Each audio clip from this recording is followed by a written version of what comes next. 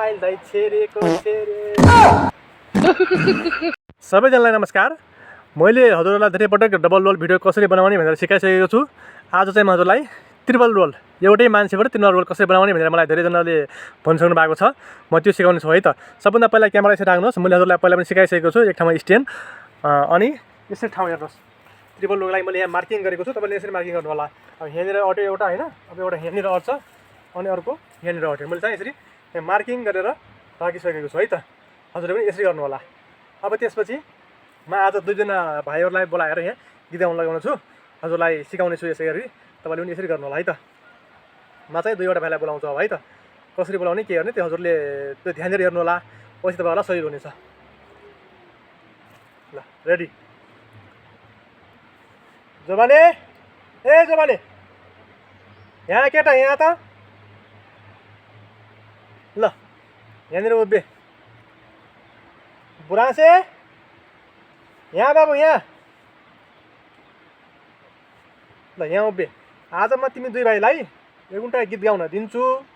जसले राम्रो गीत गाउँछ उसलाई उचित पुरस्कारको व्यवस्था गरेको छु। ओके रेडी हो? ल ल जोबाने पहिला तेरो पालो। ल तैँले गीत गा त।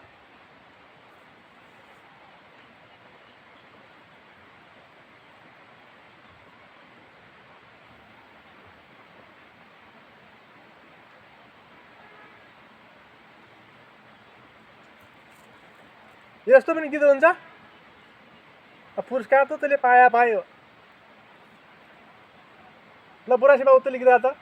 मिठो गीत गाइदियो बाबु। ल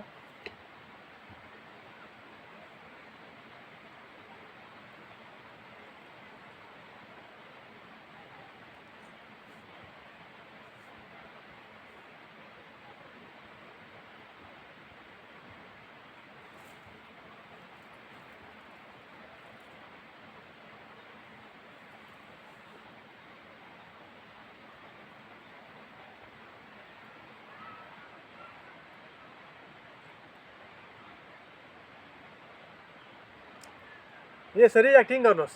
उनी दुईले गीत गाउने जेलसम्म हजुरले सुनेर बस्नु पऱ्यो क्या, उभिएर बस्नु पऱ्यो। अलि लामोसँग एक्टिङ गर्नुहोस्। किनकि पछि धेरै भयो भने काटेर फाल्न मिल्यो, कम भयो भने फेरि मिल्दैन हजुरहरूलाई है। अब हजुरले दोस्रोको अभिनय गर्नुहोस्। हजुर माइल दाइ।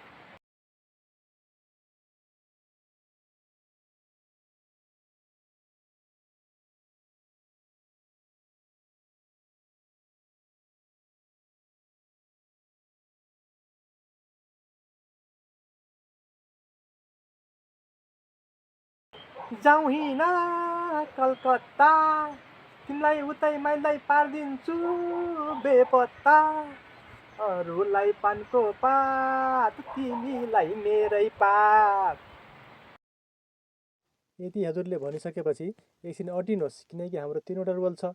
अब किनकि लामो भयो भने पछि काटेर फाल्न मिल्छ। हजुरले भन्दै हुनुहुन्छ कि साउन्ड एकैचोटि आउँछ सर, मिल्दैन भन्नुहुन्छ। हो, हामी धेरै बेरसम्म अटिने हो, यहाँ रियाक्सन गर्ने हो। पछि लामो आयो भने काटेर फाल्न मिल्छ, तर छोटो भयो भने मिलाउन गाह्रो हुन्छ हामीलाई। त्यही भएर हेर्नुहोस्, यो तरिकाले गर्नुहोस् हजुरले है त, पर्फेक्ट हुन्छ। अब यति गरिसकेपछि तपाईँको यसले रियाक्सन गरिसक्छ। अब त्यहाँ माइलदाले भनिरहेको हुन्छ नि, तपाईँले सुनिरहेको हुन्छ। अनि उसले गीत गाइरहेको हुन्छ, अर्को हुने भाइले यो तर्सिएको जस्तो गरिरहेको छ होइन। यसरी मिल्छ है त।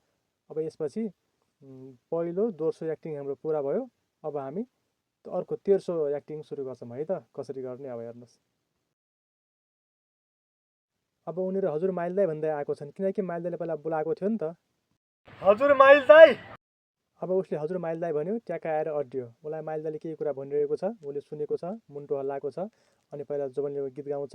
जोबनको पालो सकेपछि माइल दाइले उसलाई गीत गा भनेपछि मात्रै उसको पालो आउँछ। त्यही भएर ऊ उभिएर बस्छ अनि गीत उसको सुरु हुन्छ। यसरी हामीले सुटिङ गर्नुपर्छ है त।